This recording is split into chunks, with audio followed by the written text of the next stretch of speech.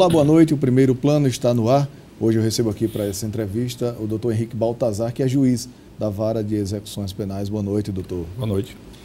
Essa semana foi uma semana extremamente movimentada para o sistema carcerário aqui no estado do Rio Grande do Norte, porque houve uma greve de fome por parte parte dos nossos dos apenados aqui desse estado. E o grupo que ordenou isso dentro das penitenciárias, ele se intitula Sindicato dos Amigos do RN. Essa é realmente uma facção criminosa que se deve ter cuidado com o que ela é capaz, doutor Henrique? Toda facção criminosa deve ser vista com atenção pelo Estado, né? Todo grupo criminoso. Esse sindicato, ele tem surgido algum tempo aqui no Estado, é mais novo do que o PCC, né? Ele começou talvez com uma dissidência do PCC e realmente tem se organizado aqui no Estado. É mais um grupo que o Estado tem que enfrentar, né? O Estado, até bom colocar, o Estado não quer colocar esses grupos, nominar esses grupos, às vezes não quer reconhecer a existência desses grupos, mas eles existem, né? Existem e têm que ser enfrentados. E para mim, a melhor forma de enfrentar um grupo criminoso é reconhecer que eles existem e investigá-los, ter inteligência para localizar, para identificar seus membros e depois poder isolá-los e poder combater os crimes que eles praticam. Alguns dias depois de iniciada essa greve de fome, de mais de 2.000 presos do sistema carcerário, alguns presos foram transferidos. E esses seriam realmente os líderes desse sindicato? Não necessariamente, são alguns dos membros desse sindicato. Como todos os grupos criminosos, como toda facção dessa, eles têm membros em vários presídios do Estado. Como o problema mais sério era na penitenciária Rogério Coutinho Madruga, o Estado identificou os membros que lá daquele penitenciária que estariam sendo os mais exaltados nesse motim de preso. É bom colocar esse detalhe, não é uma greve de fome, isso é um motim. Porque o motim é qualquer tipo de movimentação que causa problemas à segurança da unidade prisional. Mesmo que tenha um discurso de paz, não é paz. Se você cria uma situação de tensão, você está praticando, aquilo é motim. Motim é falta grave e motim tem que ser combatido pelo sistema penitenciário. Então o sistema penitenciário identificou lá na penitenciária Rogério Coutinho Madruga alguns dos mais exaltados que lá naquele presídio, foram isolados, foram retirados de lá para um local onde eles têm para outro presídio, a cadeia pública de Nova Cruz, onde eles têm não tem celular, não tem como eles fazer articulação, né? Também foram retirados alguns de outra unidade da penitenciária de Parnamirim, levados também para o mesmo local. Um preso de Caicó também foi levado para lá.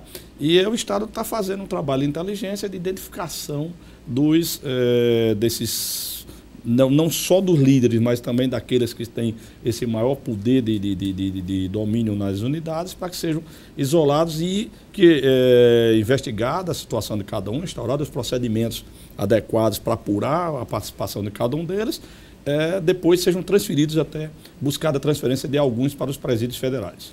Doutor Henrique, em algum momento, depois que esses líderes desse movimento, desse sindicato, eles apresentaram as exigências, em algum momento pensou-se em atender alguma delas? Se negocia com esse tipo de situação?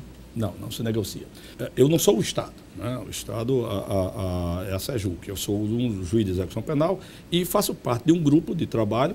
Eu represento o Tribunal de Justiça nesse grupo, que fala em nome do Tribunal de Justiça, em nome do juiz de execução penal, até porque eu sou presidente do Colégio de Juízes de Execução Penal aqui do Estado, que é um órgão criado pelo Tribunal de Justiça, e esse órgão, esse grupo de trabalho é que toma essas decisões para resolver os problemas. E nas reuniões que foi realizada desse grupo, ficou claro a decisão tomada. Do Estado não negocia com criminosos.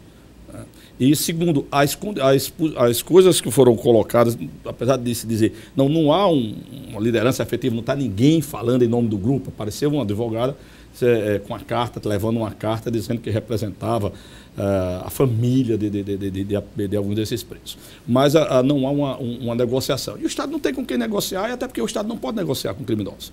Alguns dos pontos que foram colocados nessas cartas, que foram 3 que nós tivemos acesso, Alguns dos pontos colocados nessas cartas são pontos importantes a ser visto. Como que, doutor? Por exemplo, algumas reclamações quanto a forma como alguns servidores do sistema penitenciário tratam alguns presos.